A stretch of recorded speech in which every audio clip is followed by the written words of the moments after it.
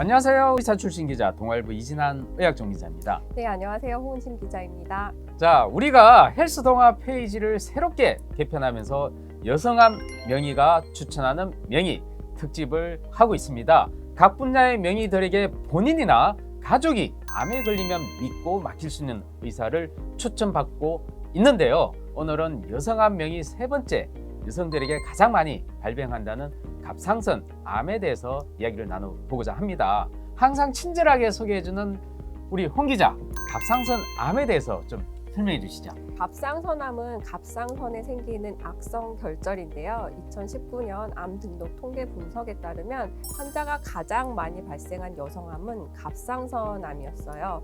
한 해 3676명의 신규 환자가 발생을 했는데요. 갑상선암은 대부분 증상이 없어서 모르고 지내다가 건강검진을 통해서 발견하는 경우가 많다고 합니다. 특히 갑상선암은 젊은 층 환자가 많은데요. 20대부터 환자가 늘기 시작해서 40대 초반 갑상선암 환자가 가장 많은 것이 특징입니다. 홍 기자 진짜 조심해야 되겠네요. 갑상선암은 다른 암에 비해서 생존율이 높고 천천히 자란다고 해서 착한 암 또는 거북이암이라고도 불리지 않나요?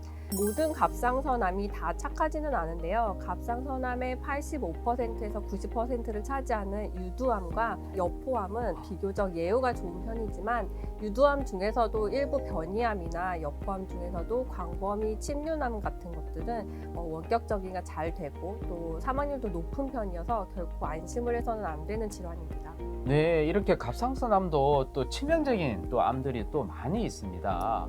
그래서 진짜 조심해야 되겠는데요. 어떤 교수님을 찾아가야 하는지도 고민이 굉장히 많습니다. 그래서 갑상선 명의에게 직접 명의 추천을 받았지 않습니까? 네. 자, 이번에는 총 52명의 갑상선암 명의들에게 275명의 명의들을 추천받았습니다. 명의가 추천하는 여성암 명의 찾기 이제 시작합니다. 발표를 시작하겠습니다. 이번에는 7위부터 발표합니다. 총 4분이네요. 네, 첫 번째는 이병주 부산대병원 이비인후과 교수님이신데요. 이비인후과 중에서도 세부전공으로 후두학을 전공하셨어요. 대한후두음성언어의학회 회장을 역임하실 정도로 이 후두학 분야에서는 권위자로 인정받고 계신 분인데요. 많은 갑상선암 수술 환자가 수술 후에 가장 걱정하는 것이 재발이고 맞아요. 그 다음으로 걱정하는 것이 음성 변화라고 해요. 이병주 교수님은 음성에 보다 관심이 많은 갑상선암 수술 전문 이비인후과 의사기도 하신데요. 갑상선 수술 후에 음성 변화를 예방하기 위해서 후두 신경을 보존하는 것이 중요하다라고 말씀을 하시고 후두 신경 손상을 보다 효과적으로 예방하기 위해서 신경 모니터링 기법을 사용하기도 하는데 여러 가지 단점과 제한점이 있다고 해요. 그래서 이 교수님은 현재의 신경 모니터링 기법을 개선하기 위해서 새로운 기구 개발을 하셔서 실제 수술에서도 사용하고 계시다고 합니다.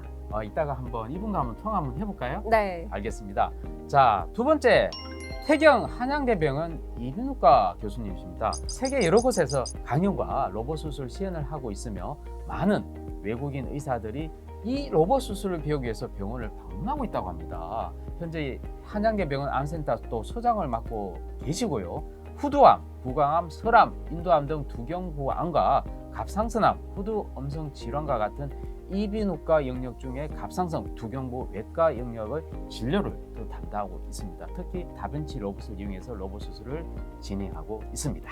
네, 또 이규원 서울대병원 이비인후과 교수님이 계시는데요. 이 교수님이 개발한 몸의 흉터를 거의 남기지 않는 새로운 로봇 갑상선 수술은 치료적인 측면과 미용적인 측면을 모두 크게 만족시키는 수술법으로 알려져 있어요. 갑상선이 다른 질환에 비해서 여성 환자들이 많은데 수술 후에 목에 남는 흉터에 대해서 적지 않게 걱정을 하는 것을 고려해서 개발이 됐다고 합니다.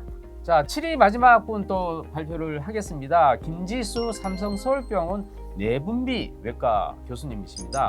현재 갑상선 센터장, 외과과장병원 부지뿐만 아니라 성균관대 의과대 외과 교실의 또 주임 교수로도 맡아서 리더십을 발휘하고 있습니다. 특히 재임 기간 중에 로봇 수술 분야에서 인투이티브 서지컬의 협약을 맺어서 각 병원 로봇 갑상선 절제술 세부 훈련 과정을 정립하는 데 주도적인 역할을 했습니다. 네, 그리고 6위입니다. 아. 6위는 총 3분인데요. 네네.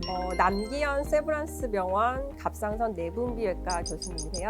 남 교수님은 측경부 피부에 3cm만 절개를 해서 병변을 제거하는 수술법으로 유명한데요. 특히 초기 갑상선암 환자에서 큰 합병증 없이 암을 제거하면서도 흉터를 크게 남기지 않아서 만족도가 높다고 합니다.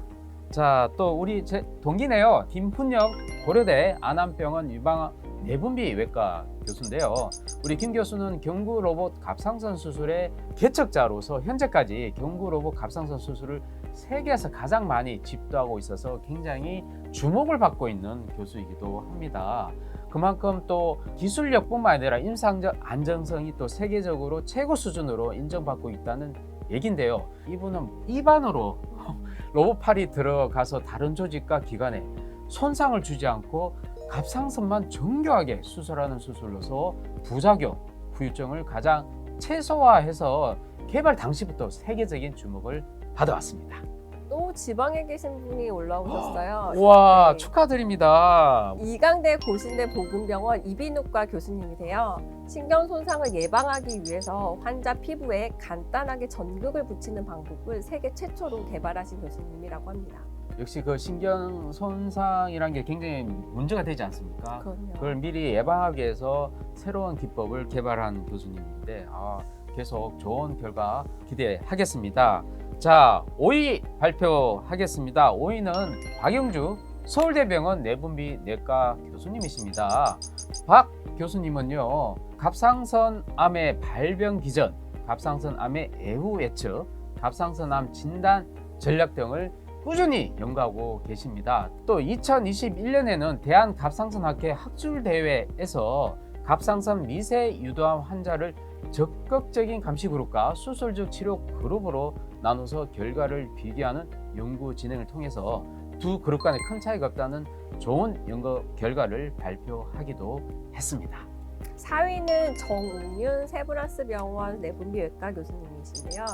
정 교수님은 세계 최초로 갑상선암 로봇 수술을 성공시킨 팀을 이끄신 분이기도 해요.